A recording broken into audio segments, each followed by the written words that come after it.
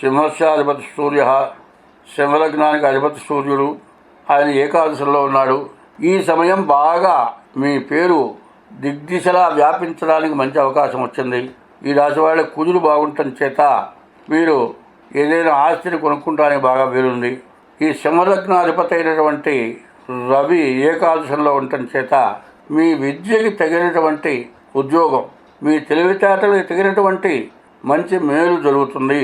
శుక్రుడు వల్ల మంచి భార్య వస్తుంది. సంతానం కూడా కలగటానికి అవకాశం ఉంది. ఈ గ్రహాల యొక్క బలం చేత చాలా మంచి జరిగే లక్షణం ఉంది. కానీ శని, గురువు, బుధుడు, కేతువు ఈ 4 గ్రహాలు బాగాలేవు. ఈ 4 గ్రహాల శాంతి చేసుకోవాలి. గోచారం 25 వంతులే మీ జన్మలగ్నం కూడా చూపించుకోండి. మీ జన్మలగ్నం ద్వారా కూడా ఏమన్నా దోషాలుంటే పోగొట్టుకోండి. మీరు 100కి 110 పాళ్ళు మంచి మేలు జరగటానికి మంచి అవకాశం వచ్చింది.